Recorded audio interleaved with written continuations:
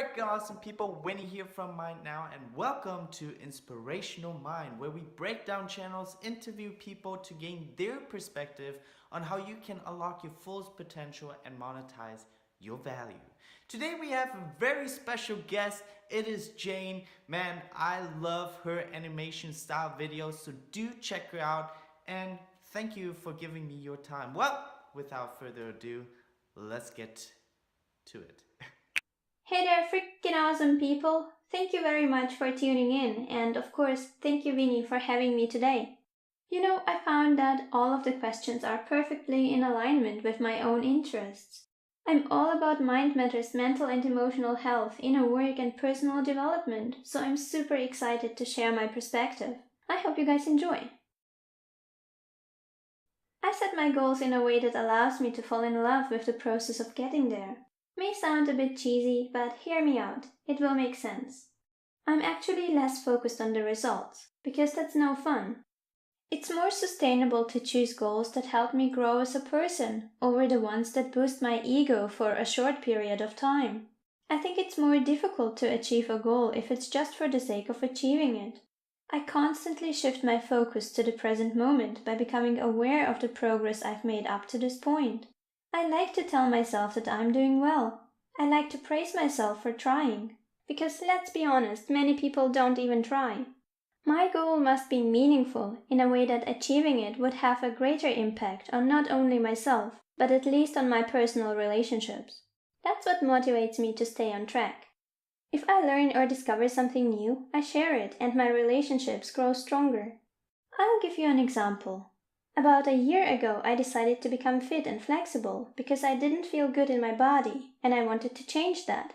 It was not about looks, but more about the confidence you gain when you know that you're fit, you feel strong, and in general, you radiate this youthful, refreshing energy because you just feel good in your body. I wanted that, and it doesn't take long to get there. The real challenge is to sustain it. If it was just about achieving a certain look, I wouldn't be able to stick with it.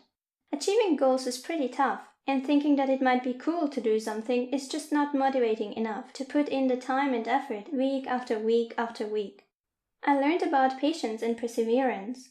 I proved myself that if you stick with something for long enough, you're bound to see results. When you fall in love with the little successes along the way, the final result doesn't matter as much anymore, because you no longer push yourself from a perspective of lag. Now, each step you take empowers you and your loved ones. To gain self-confidence, you need to identify what's causing the lack thereof. It usually has its roots in at least one negative subconscious belief about yourself. You must be willing to sit down for a few minutes and look at why you have low self-confidence in the first place. Write down the answers that pop up without thinking too much.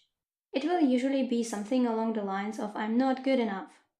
I know it's not very comfortable to expose yourself like that, but nobody's watching and there really is no point in pretending like you don't hold certain beliefs about yourself, while they obviously affect you in a negative way. It is what it is. At least knowing what's holding you back allows you to do something about it. I think that's a tough question for me. Challenge accepted. I think people you hang out with play a big role in this. You need to surround yourself with people who believe in you and let go of people who are afraid to see you succeed. Another perspective has to do with comparing yourself with others. Judging yourself according to societal standards and what you see on TV, maybe on YouTube.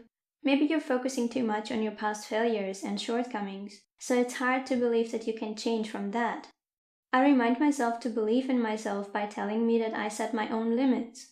So when I catch myself thinking that I can't do something, I instantly ask myself, well, why the heck not? If you really think about it, pretty much whatever you think you can't do or be like, there are people who already are or who already have exactly that. And it doesn't make them better than you, smarter than you, or luckier than you. The only difference is they've already put in the work. Most likely they didn't get what you want overnight either.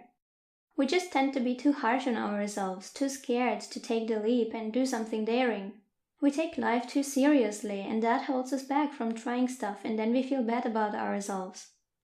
We need to let go of seeing ourselves as less fortunate, less intelligent, less brave, less skilled, etc. We do set our own limits, because nowadays we have every opportunity to learn. Instead of looking at the world from a perspective of lack, try to think about the people and their achievements as an example of what's possible in this world, and see how that makes you feel. If that's the way you think, you'll never be able to become jealous or envious of somebody. You'll never feel less than somebody else when you understand that people have what they have because they chose to have what they have, and they've put in the effort necessary to achieve these things. And you too, no matter your starting point, you can choose to put in the effort as well and see where that takes you. While you can't become a copy of your idol, your experience will be completely different. So in a sense, there is no real competition when it comes to being and doing you. Remember what I said about perseverance and falling in love with the now? Right, you don't have to become the next Bill Gates to start feeling good about yourself. I mean, you can start working towards becoming the next Bill Gates, but you can make the choice to feel good about working on it every day. First of all, passion is such a strong word, it's almost intimidating how serious it sounds. And that's the first block already. Your idea of passion needs a reality check. What does passion mean to you? Because if you look around, there's this idea that passion is a life changer, that you're gonna be rich once you figure out what your passion is. You're gonna find happiness, it's just pure bliss. So naturally you feel pressured to discover your passion, and it better be the right thing that brings you wealth and happiness, or else... See, you can't find your passion if you feel pressured to have one in the first place. Relax, there is no competition when it comes to passion. Secondly, people often say to look at what you love doing. Well, what if you love watching TV? Does that mean it's your passion now? Lots of people spend the majority of their free time consuming other people's passion, like watching Netflix or YouTube, playing video games, and so on. I think it's safe to say that collectively we probably would all agree that passion is about creation. It's active, something you gladly invest your energy in, and it makes you feel accomplished. Does watching TV make you feel accomplished? Do you feel like you've achieved something after binge watching a series? Do you feel like you've grown a little or improved at something? What did you get out of it aside from having fun? While entertainment is fun, it's exhausting after a while, and you won't feel like thinking about your passion after an 8-hour video game session. Cutting down on the consumption of entertainment frees up resources for you to actually become more present with yourself, so you can become aware of what your passion is all about. Thirdly, cut money out of the equation. You can always monetize your passion, but first you need to know what it is. And it will probably be something that you enjoy doing just because you're interested in it and because you see personal value in it. Oh, I love that one. I have lots of interests myself, and I'm no stranger to analysis paralysis. You need to do something about it as quickly as possible, otherwise you just never end up making a decision. It doesn't have to be only one interest. You can have a little fun pretending to be a crazy scientist. Get yourself an overview of your interests. You can rank them or simply identify which ones draw you in the most. And then you go in and look how they might be compatible with one another. The goal here is to create a chimera out of 2 or more of your biggest interests. Otherwise, just go with the more prevalent ones that you've always kept going back to. You can expand later, but you need to start somewhere. You got me with that one. I actually don't read that many books, though I'm working on it. The books I do read are mostly mind-related, a bit spiritual, but I also love science. That being said, there is one book I read a few weeks ago. It's Break the Habit of Being Yourself by Dr. Joe Dispenza. It kind of goes into a bit of everything. There's quite a bit of neuroscience in there on how our thoughts and emotions affect our behavior and how things kind of get out of control from there. Some videos on my channel were heavily inspired by the information presented in this book. The very first one, How to Change Habits, and another one, The Addictive Nature of Emotions, for example, are nearly entirely based on this book, though I did some additional research online. There's also a meditation technique taught in this book, which you learn over the course of 4 weeks. I have done that and I got amazing results. It helped me deal with negative emotions such as anger and stress. I'm a much calmer and organized person now in general. Self-improvement is a work in progress, so I'm very thankful for this book, and I would gladly recommend it to anyone who is interested in inner work but needs a bit of science to back up the process. Alright, that's it for now. Thank you very much for listening. I hope you enjoyed the interview as much as I did. Join me on my channel if you like. I'd love to get to know you guys. Take care. Boom! That was the interview with Jane. Thank you so much for sharing your knowledge with us and letting us tap into your mind.